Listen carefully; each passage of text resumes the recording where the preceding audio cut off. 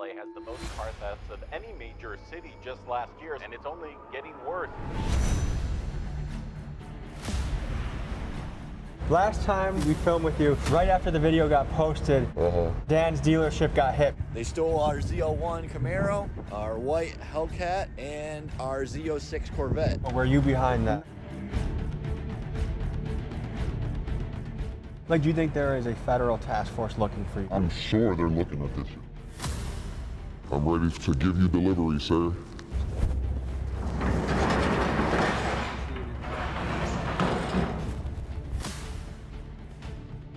Is it fair to say that you are officially on the run? Oh yeah, for sure. Wanted in like 5 or 6 different states. I instantly shoot 3 people in front of the clubhouse. I lost a lot, not only physically, but like emotionally on myself. This has taken its toll on me. About 1.5 years ago, I launched a video documenting a man we'll call Felix, and he happens to be one of America's most prolific car thieves. Almost 10 million of you tuned into that episode, and many of you fell in love with Felix because of his hilarious one-liners and his contagious personality. This is what I carry for fun, just in case I come across a Hellcat. Or is that a Sky over there? Yep. Yeah, see? I would not be deterred by the daylight one bit. I would take that broad day. You would take something from this dealership in broad daylight? 100%. Especially respectfully after meeting their employees, I know they're not going to chase me. They're not going to even try to stop me. In that episode, he even flirted with the idea of quitting his criminal career and going legal by becoming a security consultant to car dealership owners like this guy, Dan. Get brick house security boxes that are magnetic that stick to the underside of the car, or low jack that's hardwired into the vehicle. And make sure when they install it, they put it somewhere that's not immediately underneath the steering wheel, because that's the first place anybody's going to check. But then he went ghost. I couldn't reach him for months until one day he reached back out to tell me 2 things. Number 1, that he was in too deep to quit and that he was wanted for felonies in states all around the country, and he felt his only choice was to double down on his life of crime. And number 2, he wanted to make a follow-up documentary to his first piece so he could provide a cautionary tale for the youth and tell more of his story. Folks, this is an intimate look at the highs and lows that come with the lifestyle of being a super criminal. And today, we embark on a risky endeavor that involves sitting front row in the business of stolen cars, seeing into an international crime ring, and documenting a guy that at any moment may need to leave the interview in a high-speed chase. Folks, this is America's Most Wanted Car Thief, Part 2. Your discretion is advised. Quick announcement, just launched and restocked a few different shirts on the site. We have this lifting tee, Big Dog's Gotta Eat. We got the long sleeve and a short sleeve version. We have the tried and true classics of these sweatshirts. A lot of the items are going quick off the site and selling out. I appreciate the support. If you'd like to get some items for yourself, TommyGMcGee.com. Thank you, and to the video. 124 here, he's calculated we might need another vehicle. We're meeting up with an old friend of the channel, Felix the car thief. Oh, see, this is all money to me. You see all the trucks? That's all money. This is it. And he said he wants to do a part 2. He said there's a lot of things weighing on him. He feels like the walls are closing in. There's some things he wants to get off his chest, and also wants to show us what he's been up to in the last few months since we've talked to him. You know, at one point he was ready to give up this life and kind of be a consultant and go into the right side of the business where you can actually make money in a way that you don't have to be arrested. But for whatever reason, this lifestyle just keeps sucking him in, and he's dug himself a pretty deep hole. So anyways, we'll pull up to this parking garage and we'll touch base with Felix and see what he's up to.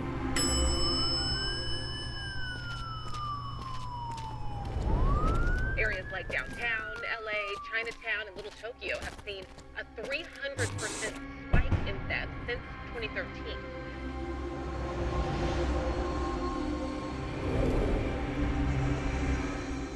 All right, boy, 6th floor. Let's see if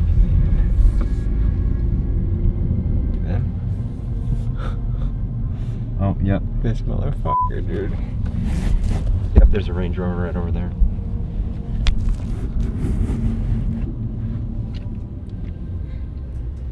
Good to see you again. These are my 2 prizes I wanted to show you. This is my Bentley and then my Range Rover. When did you pick this up? Like 4 days ago. I got this inside job.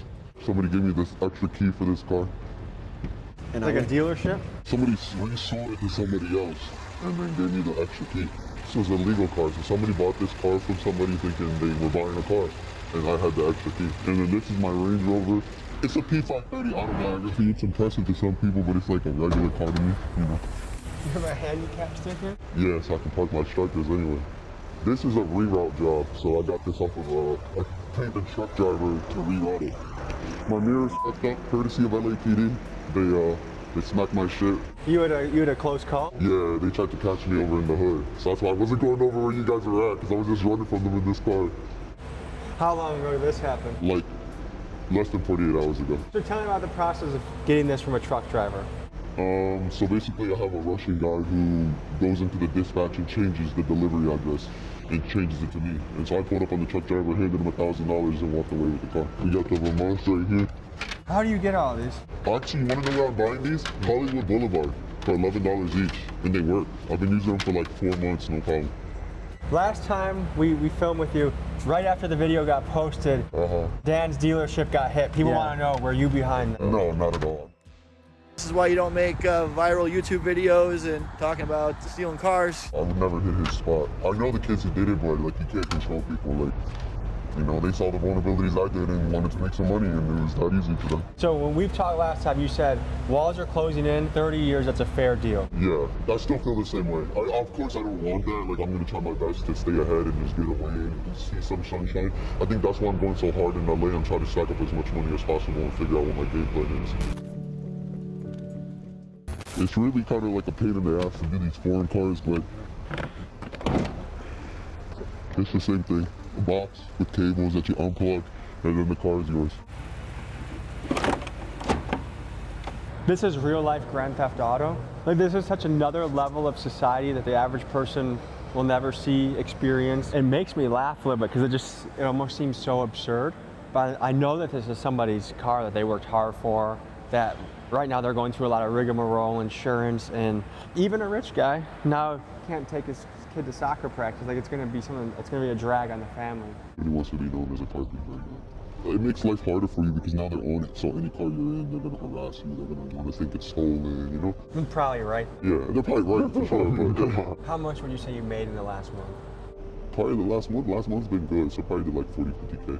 40, 50K? Yeah. How much of that profit? The majority of it. Because there is no overhead or No, this upfront cost when you're taking someone's shit. Yeah, like except like paying the driver maybe. Last time we talked to you, you said you were going to show me a map of keys around the world. Yeah. So like, that's my SS Ambassador. That's in Iraq somewhere. And these are my tags, obviously, because I had to put these in the car for it to work.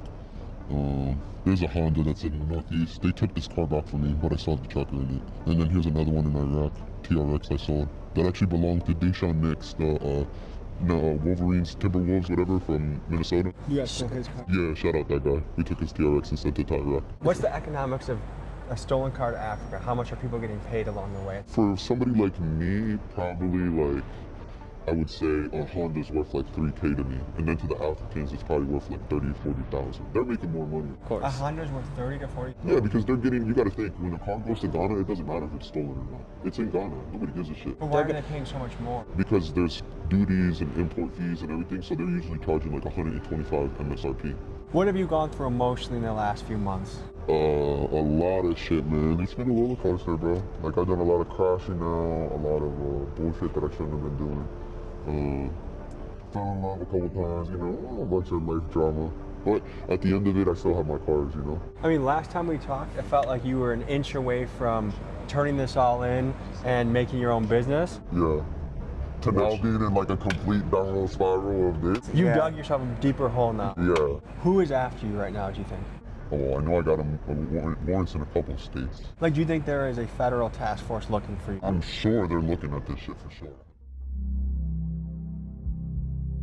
So this job is different. Like, we basically went and got the car for the guy. He set up the place, so we're only charging him 15 grand. Look it. So you see, you know I play no games, sir. Here you go. See? Everything's there. I'm ready to give you delivery, sir. See you in about 10 minutes. Dude's gonna come pick it up, but I'm gonna meet him at the storage unit. Just drop it off, so Yeah. For this sale, the plan was simple. They were going to drop the Bentley off in a storage unit and meet the buyer nearby. In Felix's last episode, he shows us how he steals the cars, and now he's going to be showing us how the car gets sold.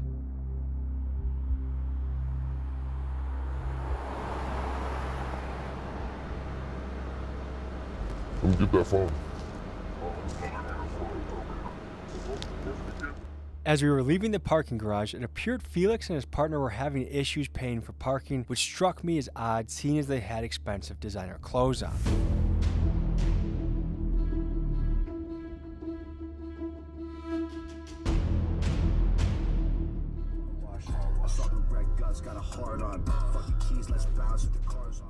Felix was going to be sitting on the sidelines for this deal and let his partner handle the business, so I had him jump in the back seat so he could give us a play-by-play of what was going down. This dude is so worried that I'm gonna come back and take this car. He's telling him to unplug the battery. Like, this dude doesn't even understand that I can't take this car without the key. But he's that scared of me, bro. That's something you ever do? Oh, yeah. Depends. To assholes, yeah. Like, this guy's an asshole, bro. If you met him, he's not the type of person who will donate money to help kids. Are you? Yeah, I would. I'd help the kids. I help the junkies all the time. So sometimes you'll double dip on a deal by good cop, bad cop, you sell the car, then you rob him? I'd rob him and take the car back, yeah. Like, if I had a second key for this car right now, I'd take it back. I mean, what are they gonna do, call the police?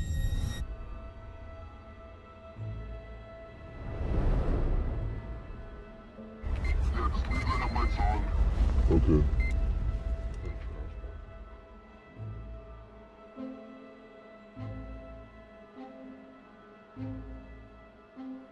Yeah, I see you. Alright, I'm finna do this and then talk to you in a bit.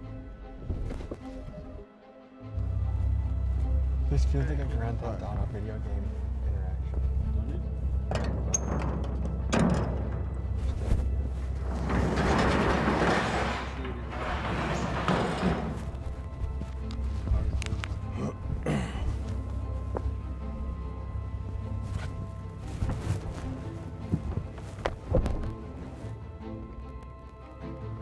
Is there anybody on the phone? Next to the unit? No. No? It looked like you were paying this way. My mama couldn't find me right now. Yeah, that's all good. We'll be able to see you the second you walk out of there. So you're good. Alright.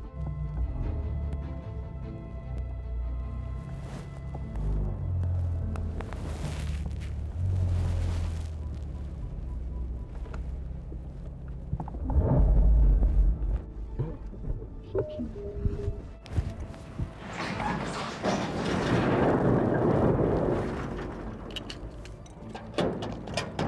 Now we have to separate because I gotta go collect your bread. And remember, they think you're not here. Alright, see you guys in a second. After placing the Bentley in a storage garage, Felix's partner made his way to a parking lot of a local business to finalize this transaction. We were attempting to get closer and try and see it go down firsthand, but also balancing that with trying not to be seen. Here's what happened.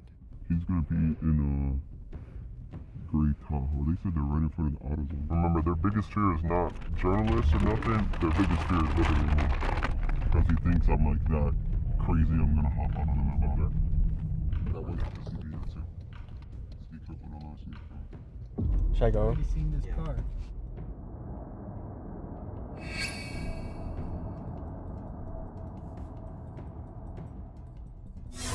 That guy, he's actually more than just a buyer. Like, he's the one who set up the play. He's the one who gave us the key and put the tracker in the car. That was his car. He sold to another person. And then, you know, just basically with the third key, I showed up and took it. So he got his cake and he could eat it too. This guy's a wealthy businessman. Man, this guy got a lot of money. I'm telling you, I robbed him for almost $30,000 and he's still over here doing more business. So he's obviously, his pockets aren't hurting. I just know he pays, you know. But sometimes not all money is good money, you know. I've learned that, especially in this business, bro. That's why I wasn't willing to like sacrifice my morals to take that dude's money.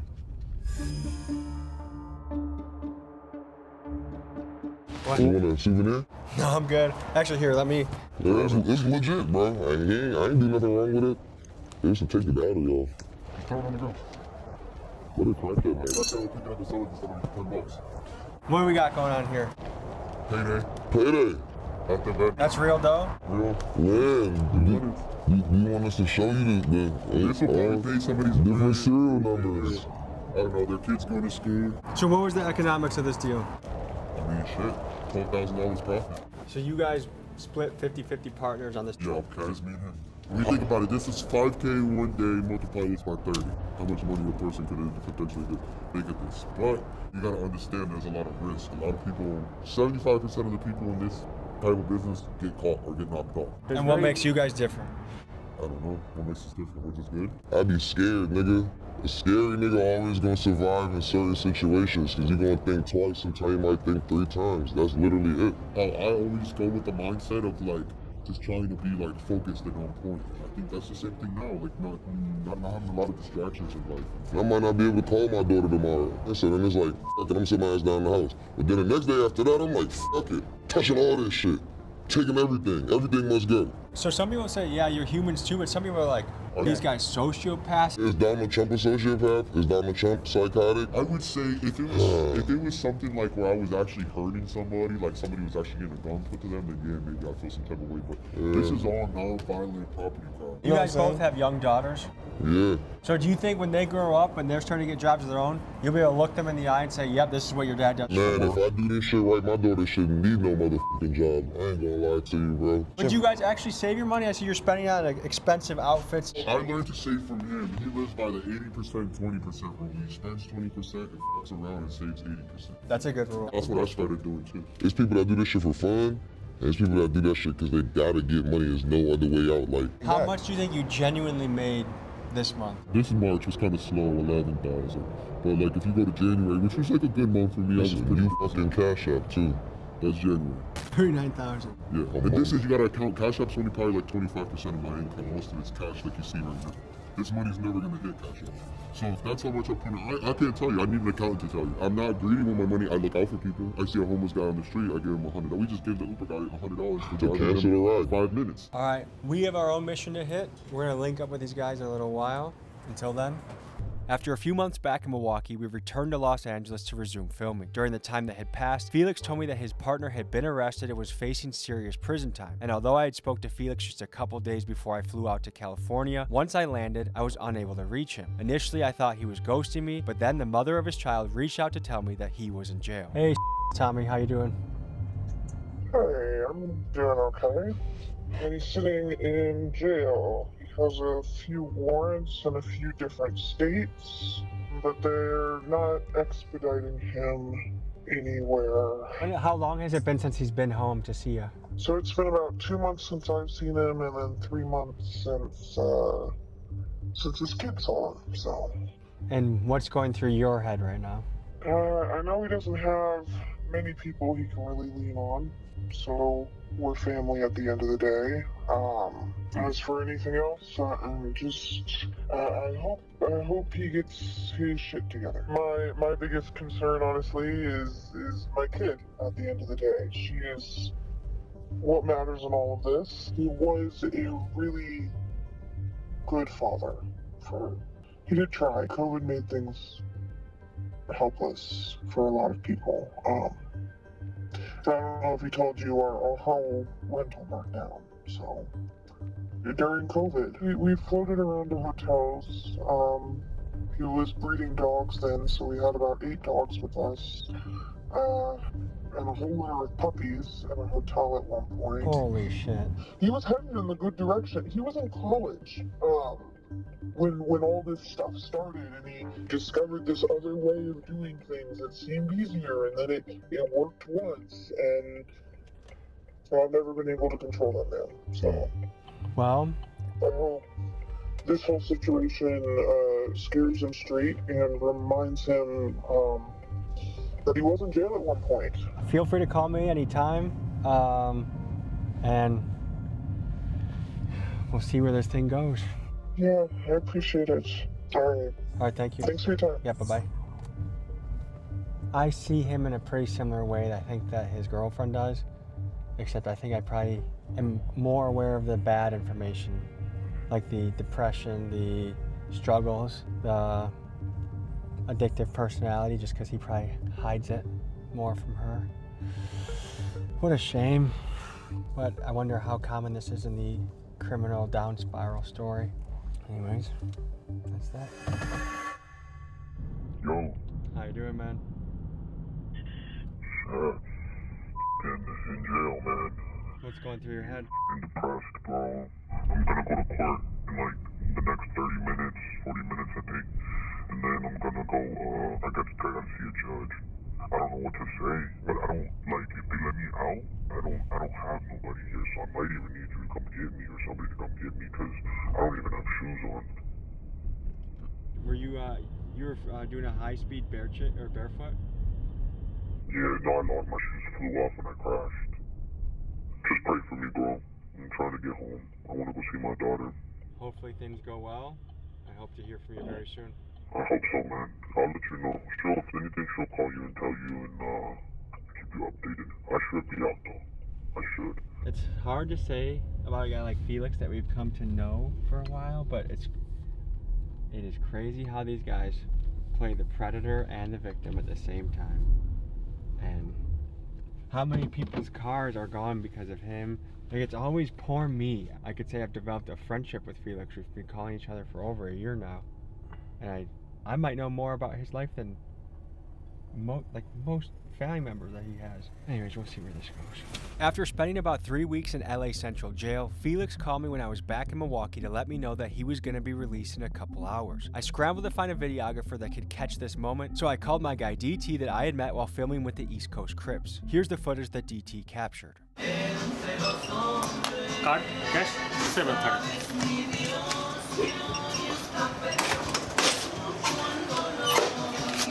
Thank you.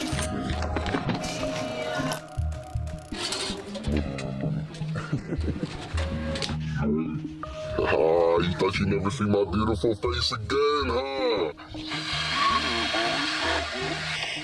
You might be confused to see Felix sucking on a balloon. The drug he's using, nitrous oxide, aka Whippets, is a substance that cuts off oxygen to the brain to induce a brief and fleeting sense of euphoria. So good to stay home, nigga. 185,000 in collateral. Since he was deemed a massive flight risk, the bond company required Felix to provide collateral in order to be released. The mother of his child signed her home over to get him out of jail, meaning that if he fled California, his daughter's house could be foreclosed on. I was fucking at a Spanish restaurant eating outside, and I had a balloon in my mouth like this. LAPD officer, a female officer, seen me. She said, "Yo," and I looked up and I said, "Oh shit, it's 12." And I just calmly put the balloon down, put my food down, and started driving off. They got behind me. They followed me for like 30 seconds. I hit the left, right. They went left, right with me. As soon as I got to the light and I went to go to the left, she turned the lights on, and so I immediately cut over and tried to go right, and it was on from there. And I took them on a sick one, and I went down the wrong way, and I hit somebody, and I crashed with the drink in the car. They want to give me 2 years on a program. They posted the bond. Minnesota detained me for some domestic violence warrant for breaking my bitch's windows, and I had to pay them $3,500 to hire a lawyer. The lawyer got the warrant recalled, and then they released me out here in California. I feel like a cat with 9 lives, and I just activated life number 7, so I got 2 more. I feel like this time I have certain goals and purposes in mind on things I want to do. I think this time is my time, and I'm not going to let myself get caught even with this bullshit that I got going on.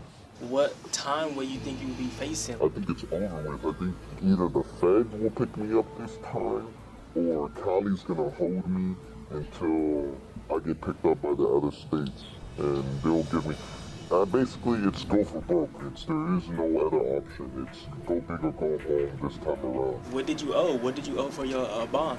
$20K just to enjoy this moment right here. Thankfully, my family looked out for me and showed me love, and they blessed me and they gave me a second chance. And I'm really trying not to squander it, but I'm so hopeless at the same time. I'm lost, like I don't know nothing but this car stuff, so I'm trying to respect their wishes and stay out of it, but this is all I know. So what's here? This is my tablet, my baby. I've thankfully had this for a long time, and somebody kept it safe for me, and now I came home to this, and this is what's gonna give me the opportunity to hopefully make things right. So you got a lot going on. What is your next steps? I guess at this point, I have 2 main choices. Do I surrender or do I try to run it and see how far I can make it?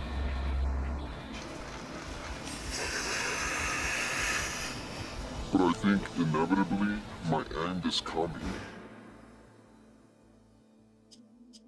The next time we crossed paths with Felix, he was out operating in the Midwest. He was fresh from being on the run in California, and I was interested to hear what was going through his mind given that he was facing such intense financial and legal pressures.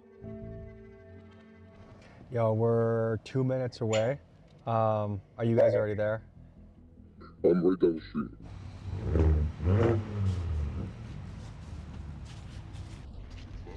Tell me what the hell is going on with this thing. We just got it off transport, off of a truck. What does that even mean? Like, basically this was destined to go somewhere, and we just, we rerouted it and we changed the destination location, and now it's ours. And we hit the trackers already, so it's safe. You know. Simple work. What do you guys stand to make from this? Probably like, 10-15,000. Hopefully on the higher end. V6. And so what is this? This is like all the dealership papers was on it. We had to rip them all off, and probably have to blur that, but Felix, is it possible that all this started because of a house fire? Potentially, yeah. Like why I started doing this, yeah, in a sense. Can you explain more of that? Yeah, like my house burnt down in the middle of COVID, and I, was living in hotels, so I started striking. Do we need to get out of here? We're good. If feds come, you guys gotta get out of here? Yeah, we're gonna take off. But we're gonna win. We're gonna go on the chain tracks in this bitch. We gotta get up out of here. We gonna take it right to the center. Yeah. But we'll push that company barrier out the way. Watch the Chevy Cruze, okay? Yeah, no, don't worry. We'll dodge your car. Just looking, keep an eye out. Yeah, that guy's just weirded out by us. He's like, what the hell are these people? Apparently they don't see people parked back here too much. That was 12. See you guys. Right. Have a good day.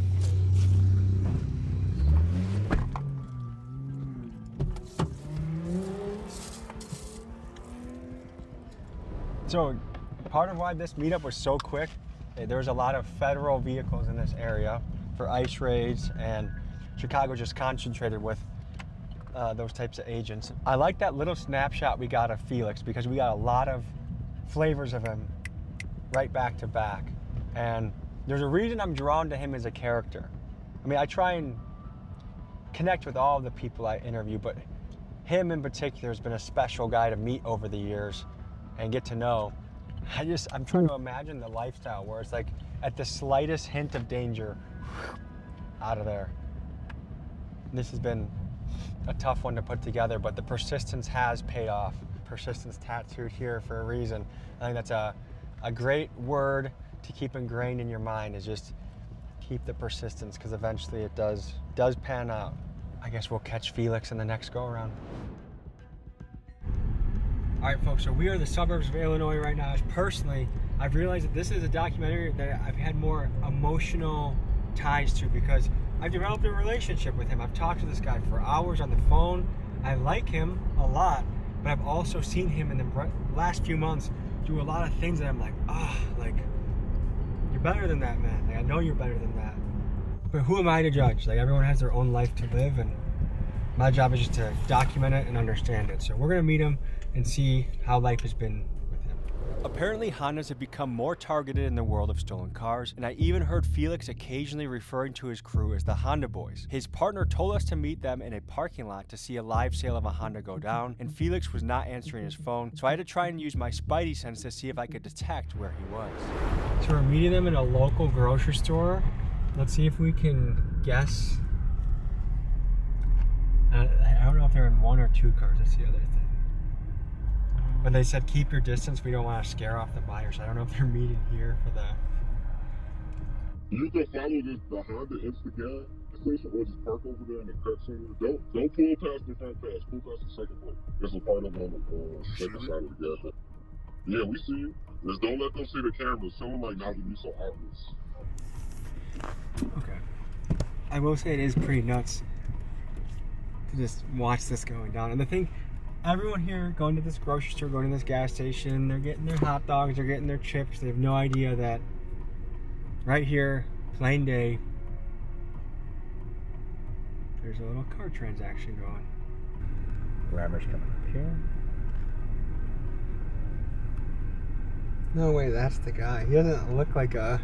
I don't know, a guy wearing blue jeans and a shirt like that, you just don't picture to be Yeah. in a theft operation. I mean, no, he might not even know he's buying a hot car, too. He might think it's legit. Does this guy know he's buying a hot car? Yeah. What the fuck is he looking for, man? Like, what you looking at? Trying to make sure it's stolen, nigga? Where the fuck car did he come from? Like, that, he's smooth as a lace. That's not how I thought he was in, like, when we first got here. It's been here, though. Yeah, I know. That's why I said, yeah, watching niggas, I said this niggas would be here an hour early, bro. That's why I came through here and went through a lot like that. Is this deal taking longer than normal? Yeah, he should just gave him the money and left. You think they're starting to what? He just got money, didn't he? Check. He just shook his head. Yeah, everything good?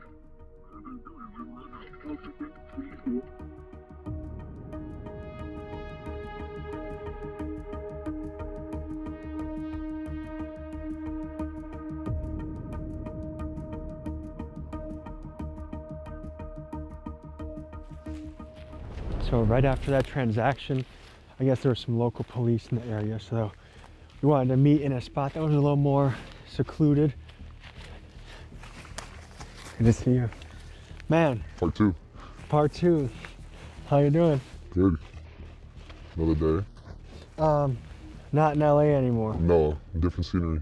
Okay, so we sent a guy to videotape you coming out of LA Central Jail. Yeah. That was when?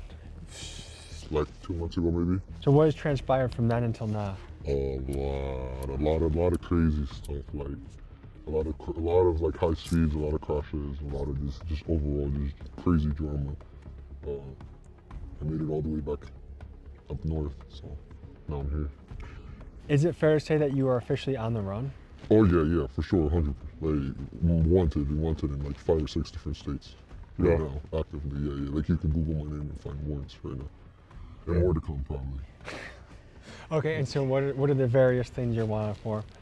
Like a lot of GTAs, a lot of fleeting and eludings, some stuff like, I shouldn't mention, and then like, just a lot of stuff that comes with cars. Okay, what is the bond situation? I bonded out and I ran. Well, I kind of like just, it was getting weird and I just didn't go to court. So now I'm on the road. Okay, and how much are you responsible for right now? Over 200,000, almost $250,000 to fix my situation. So. And if you don't come up with that much money, what are the consequences? I could cost my family a lot, but I don't think that's gonna come to that. Like, I figure if it gets bad and like I can't make the money, I'm gonna go surrender in a state that's like a little bit easier to go to jail. Okay. And go do my time over there. But basically, there's a house as collateral. Yeah. What is that like hanging over your head? It makes everything more real, like, there's real life consequences to it all. It's not just myself anymore. And do you feel that the only way you can come up with that sum of money is the car business? Yeah, like it just wouldn't make sense economically right now to try to start and do something else. What are the most recent places you've had high speeds? Michigan, and mainly just Michigan right now, yeah. And you went for, I think we talked on the phone before, you said you went for a 5-county run? 5-county run, yeah, pretty far. I have some cases because of that and stuff like that, so it's pretty hectic, but overall things have been good, man. Life's good and things are gonna get figured out like we always, you can't complain. So we're free, that's the most important part, being outside, enjoying the weather. This is a friend of yours that we're doing probably a documentary. It's the best driver in Chicago. Yeah? Yeah. I challenge anybody to try to challenge that title. Best driver there is. Okay, so we just saw a Honda CR-V exchange. Yeah, a simple transaction. A car that nobody would think would be sold, a bullshit car, but Is it normal to do that in broad daylight? Yeah. In public areas? Yep. Why not meet someone more private? It's just for both of our safeties. for the buyer's safety and our safety. Neither of you want to get robbed. Or be put somewhere like we're in a situation where we're in a dead end street or anything like that. If he, How do you know? Okay, because I saw that guy. yeah. I'm like, how do you guys know he's not a cop? He kind of looks like he could be. Maybe. I guess right now I'm almost 75% sure he's not a cop. He came out of nowhere, so I was kind of cool. But he told us he was 15 minutes away. So he was 15 minutes away, and we took stayed 5 minutes. How would you do that? Were you nervous? A little bit, yeah. I was ready to run. So what do you do to vet a guy like that to know he's not a cop? I guess just time, you know, like you just talk to him more and more. Yeah, they would already been there. And what was that transaction? How much you make off that? No, it should be a simple transaction, under $2,000, you know. Okay, so yeah. Simples, but it's small, but those would be the ones that keep kind of like things maintained, you know. Those aren't the big logs in the fire, but that's the little. Those little stuff that, yeah. I mean, you seen today, did that guy seem like a criminal to you? Or like somebody? You can give me criminal vibes. Seemed like a normal, average person. Normal guy, could have a blue collar job, white collar job. You just mentioned you'd be surprised who you could sell cars to. Yeah. Are there famous rappers you've taken their car? Yeah, definitely. Are you able to say? No, probably not. Probably that's not too. Because some of them are super gangster? Yeah, like they'll really come looking for you for that type of shit. It's not just that, but it's like. How do you deal with the pressure of this all? Because to me, if I was on the run from multiple states, law enforcement, I had the house my daughter was growing up in as collateral over my head, a large sum of money. Yeah. I don't know. In the first month, I was scared.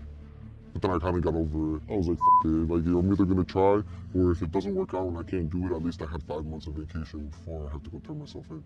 Do you have any regrets of not going clean with Dan when you had the chance? No, sometimes I think about it, but then I think about all the memories I made.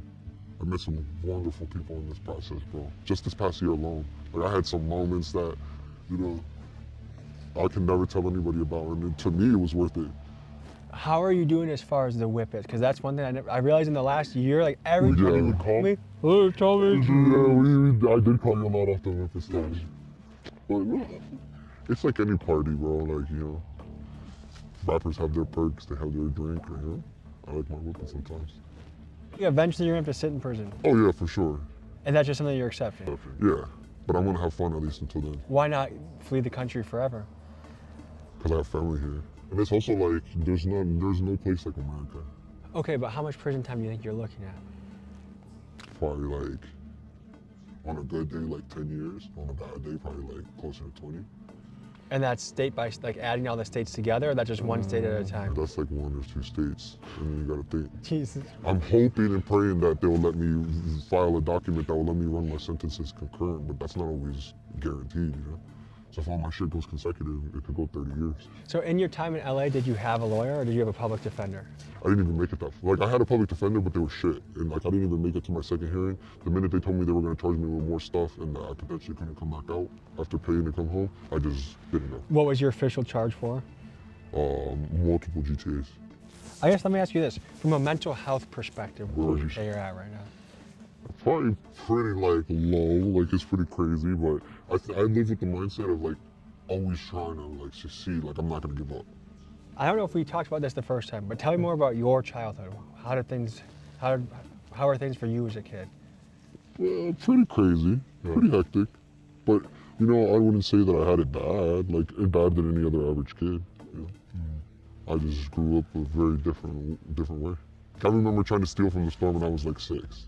And thinking about how can I get away with that, so I don't know. I think part of this car stuff is I'm in love with like not just the cars, but the community and the sense of like, I don't know, connection it gives with everybody. It's like a family almost. Yeah. If you had to self-diagnose yourself, what would you? I would say I'm definitely, you know, a little bipolar, you know, a little schizophrenic. Sometimes. Schizophrenic? For sure, like I like to act out, but I think mostly it's because of the drugs. Like, but you know, then again, it's like getting high is like part of like, I don't know, it's part of today's culture. It's everywhere. So I have to say, this is the Felix I really like. Like I feel like you're very present. Yeah. Because I know you're a very smart guy and you think about a lot of stuff. Just as a friend, I would say I like when you're off the whippets. Yeah, but it's not as fun. Life is boring, man. I like having fun. Every friend I have that's done whippets, it's like, oh no. I know it looks bad, right? Yeah. Yeah. All right, folks, I feel like the takeaways from this video are two things. One is inside the life and mind of someone who is really good at crime, really good at car theft, Yeah. and how interesting it is, like how much of an outlaw world it is. But also, I think coming to grips with the reality of certain choices can back you into a hole that is hard to get out of, and to be aware of that as you're making it, because sometimes, I'm sure you could say sometimes you feel like you're in too deep a little bit. Yeah, actions have consequences, just always remember that with everything that you do. There's nothing wrong with taking risks and doing things that are risky, but just realize that if things go bad, it could go bad for you, and you're not gonna like it, and you're gonna be crying and upset. And some decisions are irreversible because of the law. Yeah. This has been America's Most Wanted Car Thief, Part 2, signing off. A few months had passed by where it was hard to get in contact with Felix, but about a week before this video was going to be released, he called me and Miguel late at night. I was asleep, but Miguel spoke with him for about an hour, and we learned some very serious and concerning information about how his life was going. As my dumbass was tripping off of Xanax, I'm sitting at a club in right? And some bottle girl walks up to me and says something, and I don't know, I guess her boyfriend felt some type of way. He points a beam at me, and my goofy ass, instead of letting it go, my ego gets the best of me. I instantly shoot 3 people in front of the club, bro. What? I hope you know that there's still... Don't say redemption at the end of the club. There still is redemption. We still are rooting for you to make it. Yeah, but it's one of those things, like, I'm gonna be honest with you, I have a whole homicide investigation open in Chicago, bro. My life's so bad. Yeah. Well, you can always still make things right, bro. I think you could still, like, you know, obviously... But I really believed that when I went home the last time. But my baby mama, she couldn't control herself, bro. She couldn't stop. She was mad about my last... Like, I feel like my baby mama should be the #1 person to not give a fuck about my side hoes. So she got upset. And she tells her mom that I'm at the house. Her mom calls the police and lets them know I'm in the house. And the fucking police surround the house. And all I hear is, Esther, such and such, let me see your hands, you're under arrest. I said, huh? And I said, no, you got the wrong person. She said, no, it's you. She starts trying to push the door, and I pushed the front door closed, and my daughter starts helping me push it. What? How old is your daughter now? 5. Thanks to her strength, I can close the door. She says, Daddy, run. I run up the stairs and bail out the second room floor of the house, almost break my legs, landing on my Jeep that's in my backyard. I smashed through my fence, hit 3 cop cars, crashed through, hit the main street, just took off. They start pursuing me. They pursue me for 5 counties, bro. They beat me, going 110 miles an hour, send me over 3 car lengths of intersections. My Jeep, I'm in a Jeep Wrangler, it tumbles over itself into a creek. I black out, wake up, head upside down in the creek. I woke up crying, screaming to God, save me. And I hop out the car and start running, but all I hear is dogs behind me. You're going through all these obstacles, but he's making sure you're still, like, free and here and able and not dead to still turn your life around. It's sick. Tell him I'm ready to come home. I fought my battles, I'm over this shit. I'm ready to go back. I'm supposed to not only physically, but like emotionally, like on myself. This has taken its toll on me.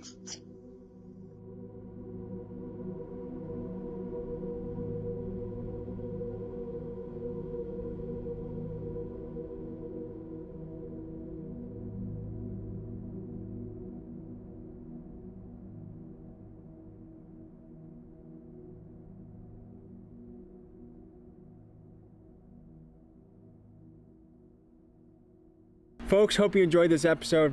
You want to watch another? Here. You want to subscribe? Over here. See you next week.